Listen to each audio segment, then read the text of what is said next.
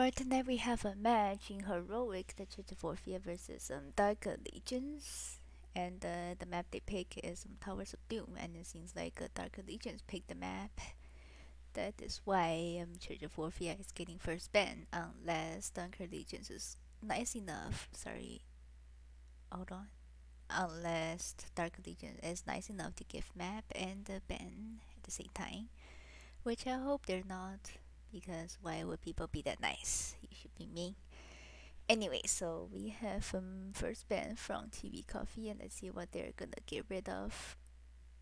I am assuming it's either a Brewing or Junkrat band, but we shall see. Nope, it's Gall. Okay, it looks like it is a target band. Dark Allegiance might be thinking about something like Cho'Gath. That is interesting on Towers of Doom. It is gonna be an interesting pick for sure, but on top of the Doom, hard to say. It could actually be Secret AOP, especially after level 16. And from the side of Dark Legions, their first ban is gonna be. What is it? They missed it. Okay, they're giving a ban. That is very interesting. The banner could simply be AFKing, or they just don't feel like they have any new target at the moment, which is gonna be interesting because they will be giving a lot of really nice heroes for the first pick on the side of Church of Orphea. And oh my god, I'm sorry, I forgot about one thing that's very important.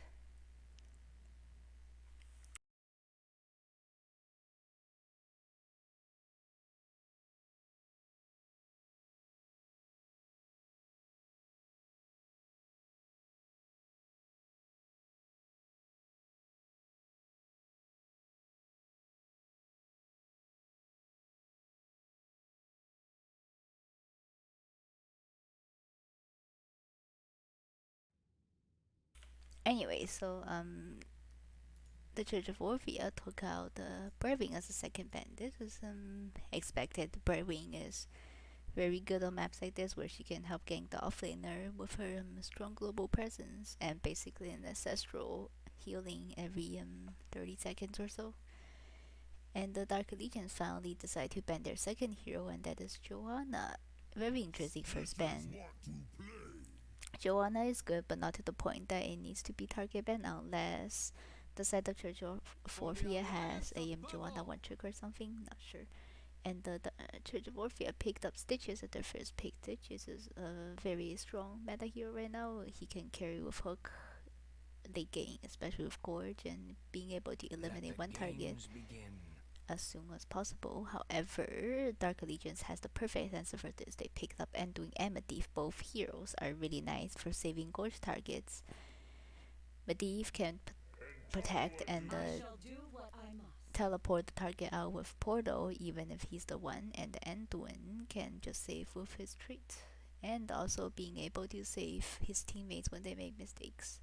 And the Church Orphea picked up Phoenix and Elstra's. Phoenix is Juan's signature hero. Basically, it gets banned in Stone League basically all the time. His Phoenix is very strong and also not a really popular hero. So Dark Legions will need to answer that, otherwise it could get really messy. And Alex Struzza as their healer.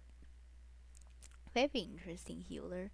She does not have a cleanse, which could be a problem, especially since they have not seen what tank Dark Allegiance is going for. It could be Varian, which can be a little problem, but they ban out Garage, so one of their problems is solved at least. And Dark Allegiance banned out Vala, interesting because they already have an all attacker, but Vala could also work as a half mage with the correct build. And the Dark Allegiance picked up Falstad and Murden. Falstad is also another hero who can effectively save Gorge targets and safely disengage in case his team gets still flown with Gust, especially level 20, becomes one of the most insane crowd control in the entire game. And the Muradin, a very tanky one, being able to eat a large amount of damage, especially from a deep, he could be undying. And on the side of Church of Orphea, they picked out Lunara and Leoric. Lunara's damage It's supposed to be fake, but it could become real after level 7 if she pick up the right talent and being able to land her Qs. Leoric is a really popular pick on Taurus Doom in general because of his ability to clear away very fast double soak. And the Entomb at level 20 is also another very strong crowd control. And Sonya is the last pick from Dark Allegiance. She is also a really popular hero on Taurus Doom, not as popular as Leoric in my opinion, but still really nice. Leap can force fights, especially with Medivh Portal and the Muradin who can follow up on that. Falstad can also follow up by Eing across. So it looks like the Dark Allegiance is trying to play force fights if someone gets scorched, or if any of them finds a really nice target with either Medivh, Falstad, Murden, or Sonya. And the Church of Orphea is playing mostly, I guess, poke sustain with Stitches, Lunara, Alexstrasza, and Phoenix because none of them really can force fights besides the Stitches landing a hook. However, if he did land a hook, Medivh Anduin can always nullify that. So it looks like Dark Allegiance is playing more of aggressive comp, and the Church of Orphea is playing more of a sustain comp, sustain poke, to be more precise.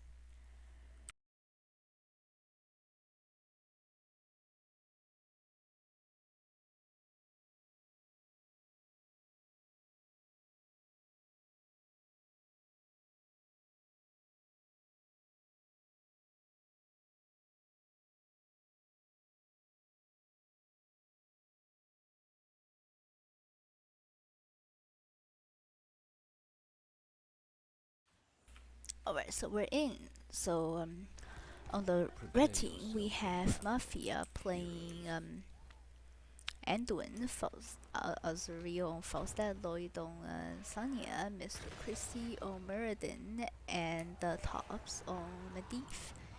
And then on the blue team, we have Juan Pablo on Phoenix, TV Coffee on Lunara, just in case on Stitches, Computer X playing Leoric, and the Me Bicycle playing Alexstrasza. Let's take a look at their talents. All those talents are very commonly seen in the tier, nothing really interesting or special. Liar didn't pick yet, looks like he is still deciding, and the red team is still holding their talents. Falstad when Q Quest definitely a really nice choice in Stitches, however, the percent damage gets as well. Looks like both teams decide to take a mid fight, but it did end in favor of the blue team because they are just generally tankier in the beginning because of shields, and that express a lot of healing. Lunara is trying to stall the rotation of Murden. Murden is getting slightly chunked out, actually significantly chunked out. Oh, jumped out just in time before Stitch's hook gets him, but even if the Stitches does get him, there's a Medivh, so hard to say if you actually die or not. And top Leoric is already positioned to clear the wave. Sonya followed right behind, and Leoric is getting slightly jumped down already. At bottom lane, the blue team is still playing quite aggressively for their not so bursty comp, let's say. Medivh trying to farm some stacks, but putting himself in slight danger. Muradin is around half HP, same as Alexstrasza. She has to put herself into a slight bit of danger trying to eat the healing circle. Luckily, Falstad is soaking mid for Sonya. Leoric is coming bottom ready for an aggressive play, taking the camp right away. And looks like it is gonna be theirs because Sonya will absolutely be no time to rotate and contest. Falstad forced up because he was out of position, and the rest of the red team is absolutely not in position to attack it. However, this did give the red team some time for the two of them to soak the XP mid and top, so that gave them a little XP advantage, despite the fact that they lost the camp. And the blue team is doing their own camp right now, and they did get it, because the red team has to spend time to clear theirs. Falstad almost dying from Lunara's poison damage, but gets out safely because of Anduin. Sonya came down looking for a gank, but failed because she failed to land the spear. Phoenix coming with very aggressive rotation. Falstad is gonna die because Phoenix is super fast. Oh yeah, Phoenix got the first blood again on Falstad. and the rest of red team is already fairly chunked down because insane sustained damage from Lunara, and Endo is having quite a hard time healing that up, especially when his mana is already running a little bit low. Top lane, the Auric, however, is not having a very good time. Sonya is winning the lane quite easily. She also got the camp, giving the Auric even harder time. However, because of the kill, the blue team is slightly ahead on experience. Go forth and claim the altars in And the altars are up. The Auric, Sonya each taking one at top lane. Phoenix got the channel instantly and got it before the red team had even had time to come engage. Dragon Queen is out, forcing everyone off. Falstad is in danger and he dies again because he couldn't get out in time. Murden looks like he... oh, never mind, Murden does not get out. He did stun Alexstrasza, but Dragon Queen has 50% reduced CC duration. So Alexstrasza was able to come back in time to blow him down. And bottom lane is already very chunked because of Lunara's poison damage. And because Murden's still dead, the red team cannot contest at all. So Phoenix is playing very aggressively. Oh, he got killed. What a play. What a play. Falstad died again for the third time in the game in 3 minutes. This is a 1 death per minute. Falstad, oh no, this is not looking very good for the red team. Blue team is looking to take the camp again because Falstad is yet dead again. Is he 3 deaths? He's already at 3 deaths. Come on, Falstad. Medivh trying to contest a little, but all he did was getting him a little bit low, and the Phoenix is on top of him, getting another kill. Oh, Medivh dies. Medivh dies for his silly play. He think he could get away with it, but actually he cannot. And did he lose that for that? I can't really see. Let me see. Oh no, he did get his stacks, so it was fine. However, a death is a death, and this gave the blue team already 2 levels advantage, and they are looking to make even more aggressive plays. Lunara is in danger, Falstad in team trying to get a kill, but no, he dies again for the 4th time in the 4th minute. Oh my goodness, Falstad. Lunara's damage is slow, but not if you try and come in her team, try to kill her, she has teammates. The death of Falstad makes sure that the blue team can do multiple things at once, so Lunara is going for the camp. 3 of the blue team members trying to zone out some red team members from taking mid, and Stitches already got bought. Falstad came back, looking to catch on XP. Looks like the red team will be giving this one because they don't have level 10 yet. And on top, Sonya still trying to desperately soak for level 10, but it is gonna take a while, and this will give the blue team even more time to make more aggressive plays. Lunara is in slight danger, but Alex is just in time to save him. Phoenix Salvo is out, and Medivh falls instantly because of Leaping Strike. Stitches did not take gold in this bio, but it does not matter at this point anymore because the red team is staggering quite heavily on deaths. Top lane, because of the talent advantage, the Auric is able to also play quite aggressively, taking the camp, giving Sonya something to do. And mid, Lunara is in danger again, but the slows make Falstad's life quite hard, and he has to back up before even trying to kill Lunara because he does not have level 10 yet. In the bottom lane, the blue team still playing quite aggressively, trying to defend the fort they captured.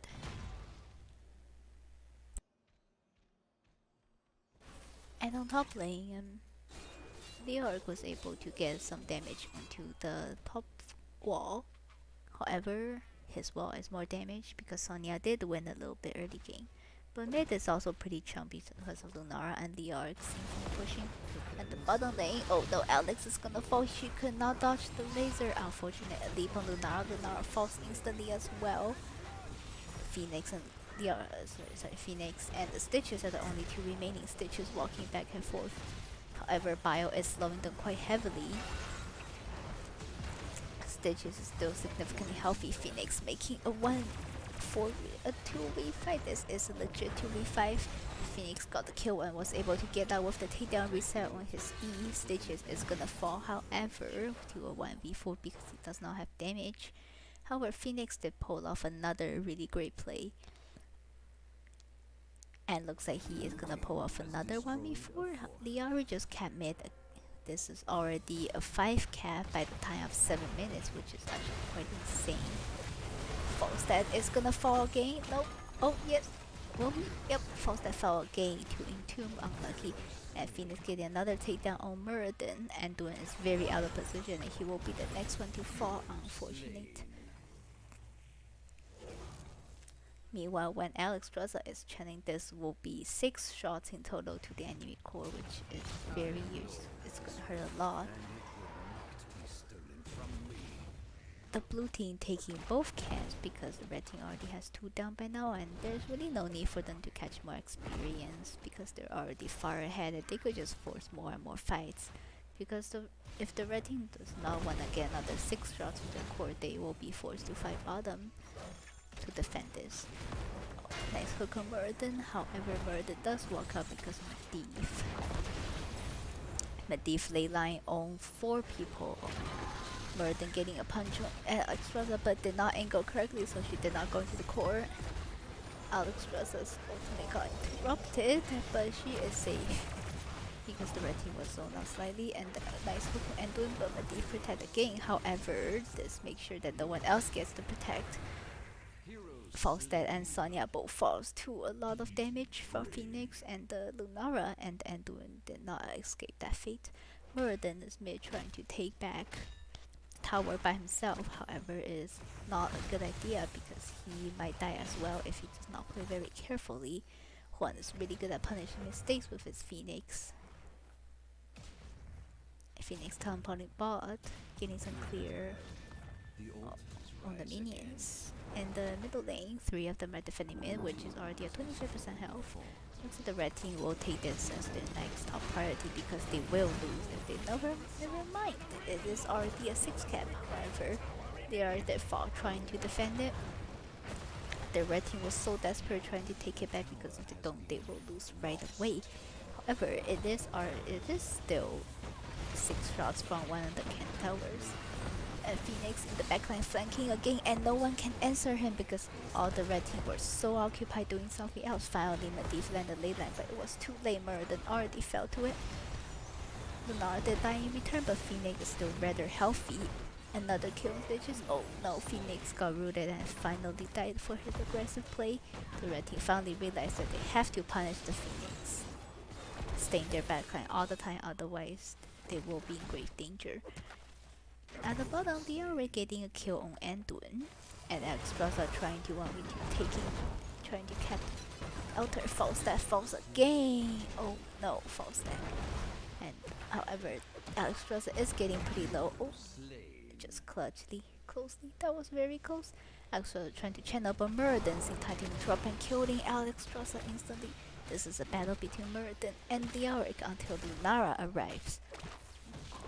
This is a 2v1, but Muradin is just trying to buy time and they will not be able to channel if they don't kill Muradin. The red team is staggering very heavily right now. And looks like they will win the game right now because Stitches can channel and the red team has no one else being able to stop him. And this is gonna be 6 shot core, and first game goes over to Church of Orphea. Level 17 to 15, 11 minutes game, 36-0 victory.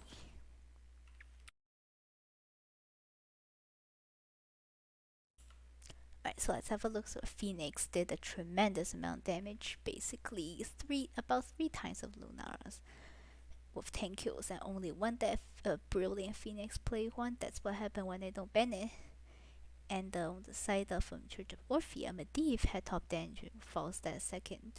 But Falstad, however, has 7 deaths because he did not play very carefully and did not really respect the Phoenix or the Auric or Lunara, let's just say, basically anyone.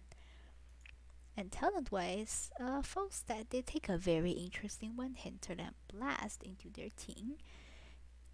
Maybe he was just trying to do ley line setup for it, but you know, people can always walk out of it if they want to.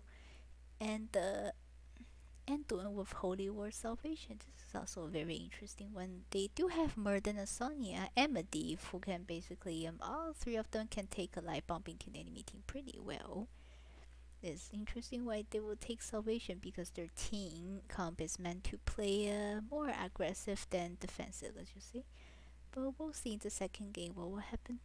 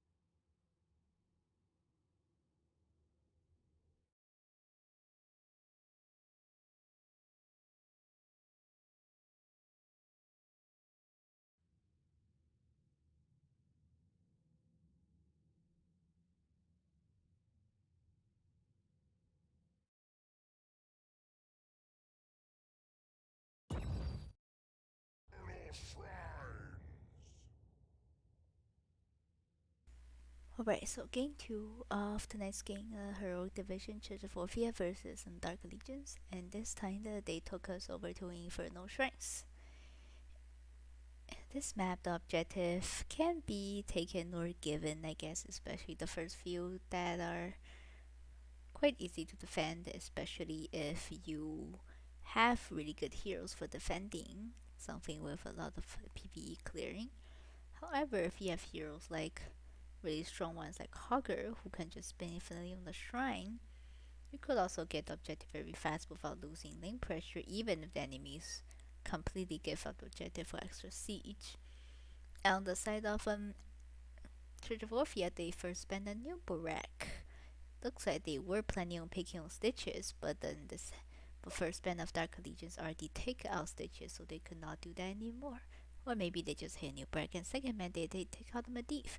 Looks like the Medivh was preventing them from getting a lot of possible kills, even though the set of Dark Legions did lose.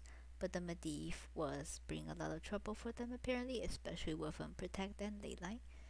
And the second band from the side of Dark Legions, they took out Brightwing. Brightwing is not as significant as sorry, as significant on other maps because this map is rather small. You rotate around a lot, so her global value is not as good. However, her polymorph and the 30-second, 15-second ancestrals are it's pretty annoying still. So it's also always worth a ban, I guess. And Church of Orphea picked up Sylvanas as their first pick. Sylvanas is a really strong hero if you get or did not get objective, I suppose. Because if you decide to give objective, she can go around and push towers a lot, and by the time you finish the objective, one of your forts might be gone already. Or if she gets to push with the objective, one of her fort will also be gone. So either way, you're gonna lose a fort. So Sylvanas is a really nice pick here. And the side of Dark Legions, they picked up Mephisto Rosa. Looks like they are trying to do team fights a lot with Mephisto because he is a teamfight hero. He relies heavily on PvP. His PvE is not so great. And Alexstrasza, very interesting second pick healer. She could get targeted a lot, but if she's left alone, she can dish out a ton of healing like last game. And the Church of Orphea pick up Sonya and Tyrael as their second and third pick. Sonya has a lot of shrine clear. Looks like they are looking to go for shrines. However, Sonya can also act like a really strong split pusher. And Tyrael can give attack speed to Sylvanas, making her push even more significant and scarier. The side of Dark Legions picked Mr. Ben, and Church of Orphea banned out Zeratul. Zeratul could be really annoying if you want to use him to gank heroes or to defy some push from Sylvanas. And Zeratul could be a really scary force late in the game. And on the side of Dark Legions, they pick up the Hakan and Falstad. This is double global. Could be really awesome on this map. They can get a shrine and deal with deal with pressures from other lanes with their globals really fast right afterwards. And the Church of Orphea picked up Deckard and Greymane as their last two pick. Greymane can synergize really well with Tyrael because of shields and the insane attack speed from Tyrael's level 7. Deckard can set up on the shrine and on basically everywhere camps or like wherever you decide to fight, he can set up 5 potions already, making it significantly harder for the enemy team to fight. Especially since Deckard also provides lots of CC with his W and E, and maybe if he takes sleep or Leonardo provides a lot of CC too. And then on the last pick from Dark Legions, they picked up Mei. Mei is quite interesting. She provides a lot of CC. She could be really annoying to heroes like Greymane because of blinds. And she can punish enemy team really well with icing. She is rather hard to kill. So Mei could potentially be a lot of annoyance towards the blue team, but it looks like they should be fine.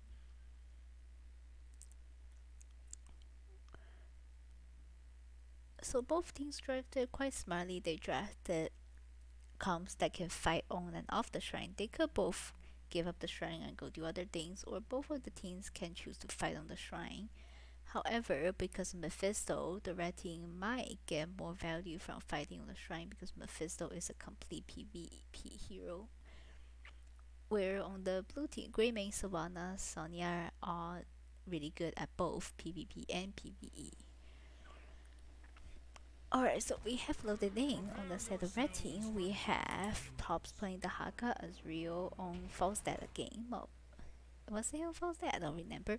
Mafia on Alexstrasza, Lloyd on Mephisto, and Mr. Christie playing Mei. On the side of blue team, we have Just In Case on Tyrael, Juan Pablo on Sylvanas, Computer X on Sonya, TV Coffee playing Greymane, and Me Bicycle on Deckard. Talent choice wise, again, both teams pick up some really normal talent. However, Wolf Heart is a very interesting one because most people just choose to go with either the Q upgrade or another one. I forgot the name of, but it increases the duration of your inner beast, making you being able to refresh it easier and have it up for longer time. Like both teams decide to take a fight mid game. The Haka tried to tongue but did not work. Missed everyone. Mephisto getting somewhere with Decker is in slight trouble from the freeze. However, the red team did not have any more damage to follow up, and Tyrael is there to protect them, and Decker walk out with more than half the HP left. Sonya is already soaking top. Looks like she is not going to double soak. She is just gonna stick top. Punish the Haka because he does not have essence yet. Because of enhanced agility, the Haka is quite weak in the early game without a lot of methods to collect essence, and he's forced to back. However, he does have global, so backing does not really hurt him. Mid lane, Falstad is the only one there. The blue team clear mid and decide to go for camp right away. Looks like they are planning on an invade as Mephisto and Alexstrasza are the ones taking it. Alexstrasza is out of position, she's getting chunked down quite hard. But she is not gonna fall because Falstad is in a way helping her and eating the damage for her. Mephisto also got out alive, but this camp looks like it will be going to the blue team. Yep, the camp goes over to the blue team, and they already start attacking the fountain. Oh no, Sonya came down and Alexstrasza fell to a 5v4. Looks like the Haka did not have Z because he probably have used the top lane. And the kill of the healer gave the blue team a level 4 advantage, and they're looking at the bottom camp already. Sonya already back to top lane, catching the XP that she missed when she was doubling bot. Both teams are even on tier now, however the blue team is already significantly ahead with a kill and the 2 camps in their favor. Looks like they're going for their 3rd camp already. Sonya is clear mid and she will be probably heading top right away. The first shrine is bot. Mei was looking to the bush, but was a little too late. The shrine is already counting down. Greymane going to the camp right away. Sonya catching one more wave top before rotating down, hopefully. Yep, she's rotating down. However, the red team takes way more people to do a camp because of their lack of PvP, but they still cannot camp fast. Neither can anyone else on their team, maybe except Falstad. Where the blue team just need one person on the camp most of the time, and the Sonya coming for a finishing touch, and that's because of that, they get a head start on the shrine right away, and they're already up to around 10 minions by the time red team finish the camp. Falstad has to back as well because of the low mana. However, he does have a global, so it does not make a difference. The blue team is already almost finished the shrine, and the red team finally decided to come in try and fight, but it is a little too late already. 38, 39, and one more. The blue team got the first shrine of the game. It is a Frozen Punisher. The red team spent way too much time on the camp and they mistimed it heavily, especially when they need a lot of people on the camp at once in order to do it. That gave the blue team way too much head start on the shrine. Because of that, Alexstrasza did fall to the Punisher. The red team could not save her at all because Alexstrasza herself is quite a squishy hero if the team cannot protect her very well. And the first board of the game falls in 4 minutes in favor of the blue team. It looks like they are gonna leave. Are they leaving? Yep, they left. The Punisher is already at 25% HP. Even though if it's a frozen, it is the first Punisher of the game. Getting a 4 with that is already a lot of value with the Punisher. Looks like they're seeking mid right away with Tyrael. Bonus attack speed for Greymane means he's gonna chunk down the wall right away. And Tyrael looking at the fountain. Sylvanas locked down the tower, making it easier for them to engage and disengage. Oh, top lane, Sonya got a kill already. Level advantage plus the Haka still weak after he finished the level 1 quest. Means Sonya will be winning the lane quite heavily. And she did chunk down the entire wall and solo kill the Haka in the process. Sonya going mid looking for a fight. They are almost level 10 with this wave. And they could force a fight anytime now, the moment they hit it. Sylvanas locked down tower again. All the blue team except Sonya are still rather healthy, and the second for the game falls in 5 minutes in favor of the blue team again. The blue team is 2 levels ahead with a talent advantage. That means the red team basically cannot really do anything until they get the talent back. Three of them are trying to defend mid, however, blue team is 5 men pushing it. The attack speed from Tyrael means Greymane is once again gonna shut down this wall really fast. The wall falls, and the blue team all disengage safely because of infinite shields and infinite potion. The Haka is in a slight danger position, but he is fast enough to get out. Tyrael in the way blocking him. The Haka Flicker String is still trying to get out, but looks like he... Oh no, he's not gonna get out. Go for the throw from Greymane. Got him. Sylvanas locked the tower down once again to make sure all her team gets out safely. Sonya is already doing siege things bot lane. Another camp with more pressure bot lane, and it means that the Haka will need to react to it anytime sooner or later after he respawns. Otherwise, the bot keep might fall because of this camp alone. Meanwhile, top lane, blue team just hit 20. It looks like they're looking for engage very desperately. This is 5v4. However, sync from Tyrael. Everyone disengage safely. Gus from Falstad, however, only hit one person in the process. Isolation on Greymane, he falls very fast. Tyrael and Sonya killed Falstad, however, Decker did fall in the backline. Mephisto is pretty chunk, looks like he will be dying to Sonya. Sonya is still rather healthy. Drag on Sonya into the tower. Sonya is gonna fall. Is she? Nope, Mei missed the snowball. Oh no, Mei. Oh, Mei, you held a troll your teammate there, come on. Oh, she juked it. However, she will still fall because of Sylvanas and Sonya. Oh, Mei, if you didn't miss that snowball, imagine Greymane would have died already.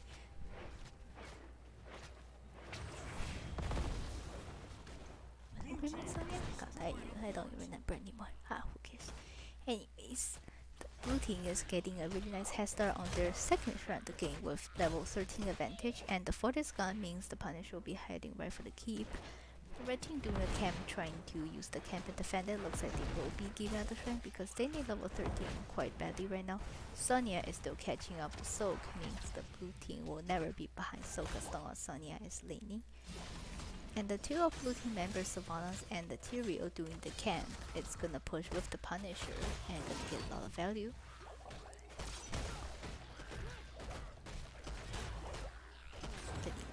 Okay, they did not hold 39.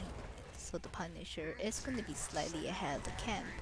Or maybe not, since the Punisher is stopping to clear everything. So the blue team is having 5 men pushing top altogether. This is an even Talontier fight. However, the Punisher and the camp means that the red team is going to have a lot of pressure, especially when their team is not very good at clearing minions from far away.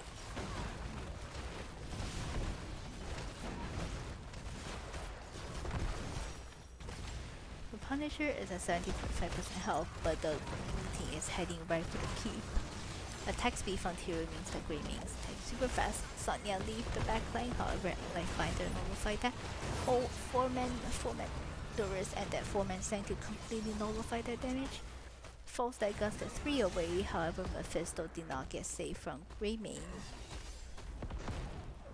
The Haka is in time, however, it looks like the blue team are looking to end right away. Punisher has died, it means there's only 5 of them now.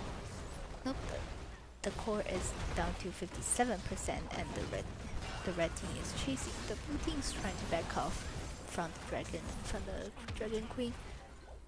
Tyrael did fall in the process, however the 4 of them gets out safely. Maybe. Yep, Sonya also gets out. 4 of them got out. That is pretty nice already for 57% core. They could technically backdoor because of Tyrael and Greymane. If one of them can at least get the red team occupied on something. The worst again from Mephisto, but missed. Sonya looking at Falstad. Lifebinder again trying to save Falstad, and this means that Greymane will be in danger for that because Sonya has overextended way too much. Sonya and Greymane both falls, giving the red team a little bit of advantage back even when they're very, very behind.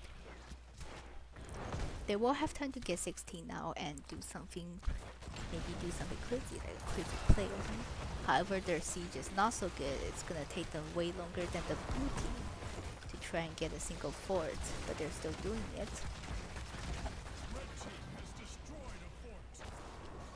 The red team got mid fort, but the blue team got bottom camp.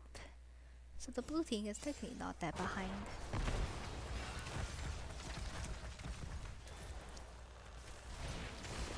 They are giving the camp over to the red team because it is not very smart to engage without one of your DPS and your bruiser. But right now the red team don't really have much to do besides clearing and maybe their camp when it's back up. Next shrine is gonna be bottom lane, means that this one is gonna be another raid, dungeon raid level difficulty for the red team if they cannot get it. The blue team trying to look for a pick by rotating aggressively, but the Haka has speed bonus, so hard to say if they can ever catch him without any form of CC longer than the single leap. Not to mention the Haka can borrow to avoid that.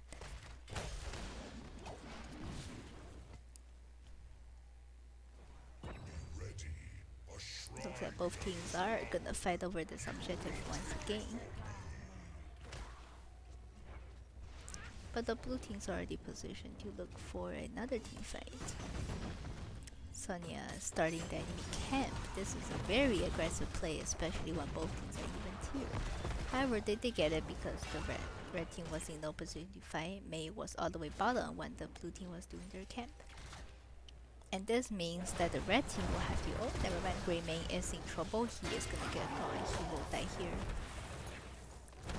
Oh. Yep, Grey Mei is gonna fall, unfortunately. However, the rest of the blue team are getting a head start on the shrine. This was a little troll by the Grey Mei. I don't know why he did not choose to leave when his team left him. The Haka digging aggressively got the drag on Sonya. Sonya is in danger. She had to use leave to get out, sanked to nullify Doris once more. Decker had to use leave to defend his team from the red team's follow-up. Red team's core is gonna be under attack soon if not back to defend. But it looks like the blue team will be playing the shrine first. The Haka is gonna back to defend. The core is at 57%. Means that if no one backs, the core will be gone in less than a minute probably.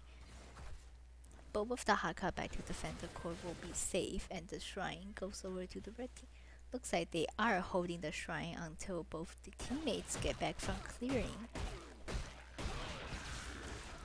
But nope, as soon as the blue team tried to get a hang of it, the red team finished last minute instantly and they released the Mortar Punisher.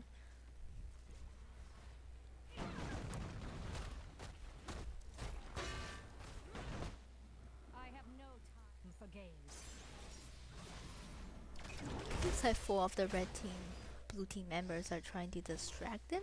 Nope, all of them are backing. Looks like they're going for the mid keep right away, ignoring the Punisher giving bottom 4. Sonya is not gonna die for the Punisher definitely, so they are fine. False Diver reverse gust, gusting 3 people away. Another doors, however, Saint is not yet ready for that. Mephisto getting them chunked down very hard. Grey Mei dies instantly, so will Tyrael. Decker trying to run away, Sylvanas as well, but Sylvanas will fall to the Haka unfortunately. Decker is trying to live, but he's only staggered their death even harder. Snowball is out. The Haka killed the Decker. The 4 of them died trying to get the mid keep. They did get it. However, hard to say if it's a good trade because now the red team is already ahead on Talontier. As everyone knows, Mephisto is very OP at level 20, so is False Dad. The Haka's isolation splash at 20 is also equally strong. Nope, the Haka did not take it. He took Apex Predator because he needs to constantly react to the global pressure, so he will be the one in charge of that it seems. False Dad with Wind Tunnel, of course, one of the strongest CC in the entire game. Looks like the red team are trying to take a keep here before the blue team spawns. Looks like they will not be able to end for sure because the blue team are coming back in less than 10 seconds. But getting a keep was already enough. Now they at least have a win condition. Seems like both teams will be playing for the shrine. However, the shrine is gonna be a possible game for the red team because their core is already at 57%, where the blue team still has a keep to defend the Punisher.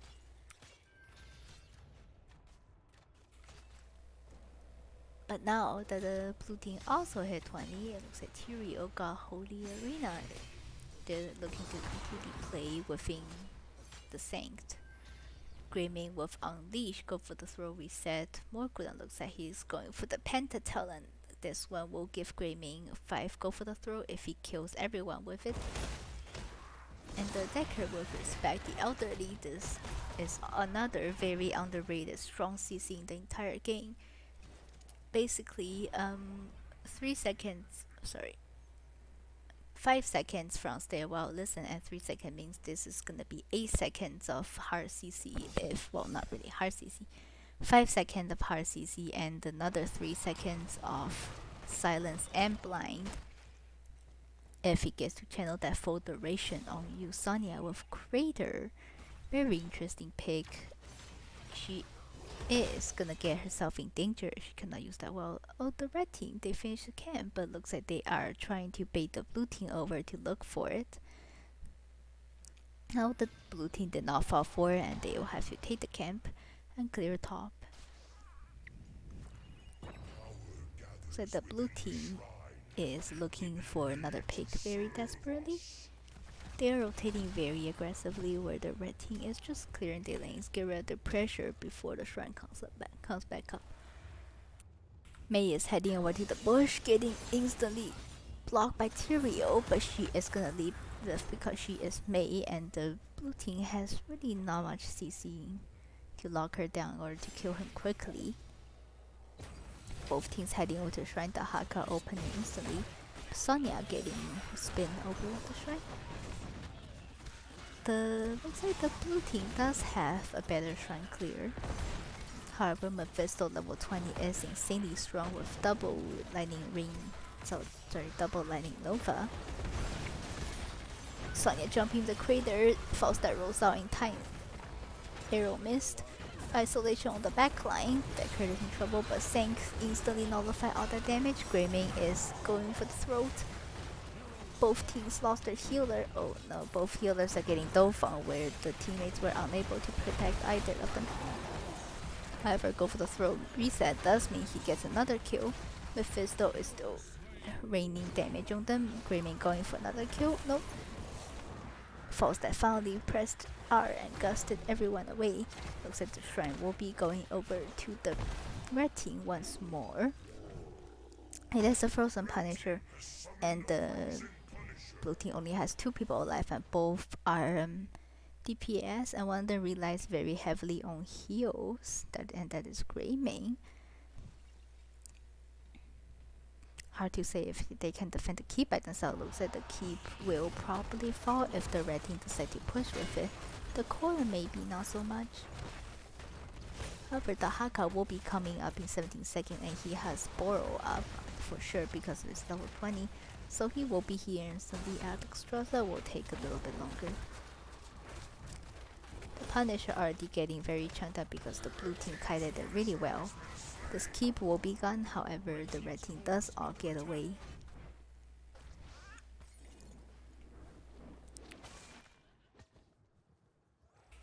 This game is going for longer than expected.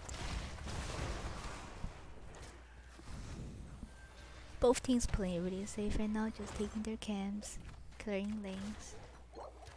Getting the pressure, there is 4 cat as ball, which will eventually be a problem for the blue team. Oh, nice guts on top of false there. Decker trying to channel it, but no, it did not work. Silence air on 2 people, but 2 people also got reversed. Oh, this is a washing machine 2.0. Sanked. Sank completely nullified that. Again, Sank is way too OP here. Go for the throw on Mei, but did not get a kill unfortunately, so no reset. Lifebinder on Mei means she is gonna leave, and Tyrio will fall, so will Greymane. May live very clutchly from that. However, they did lose Mephisto and the full stat Haka from that. Let's say leap into Saints is not a really good idea. Not a really good idea to play against them. Another leap is up, and Alexstrasza is gonna fall, likely. Because her leap is on a 40% cooldown, it is very short. 3 of them are trying to end, and they can because Mei cannot really do damage two of their keeps are gone. There are Camp and Callus coming back up. Mei is also in danger. She is gonna fall because 75% healing reduction and armor reduction. She died to Sylvanas. And the second game looks like we'll be going over to Church of Orphea once again. This 2.0 victory. However, the second game did take way longer at 21 minutes.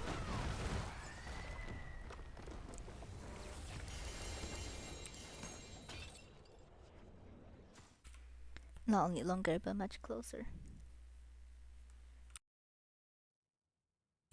So let's have a look at the stats. Both DPS did very similar amount damage. Sylvana surprisingly outdamaged Mephisto with his level 20. Maybe it's not as strong as everyone says it is. Mephisto missed, telling he did not take the shield at level 4, which would have given him more survivability and would have made his 20 even more stronger, because the only thing about Mephisto is that he is very squishy, especially with Mimic. He's gonna get more resets, but put himself into danger much more. The shield at level 4 instead of Spite will make sure that he'll live much longer. And the Avalanche from Mei, she did get a few okay ones, however, they did not get much value out of it.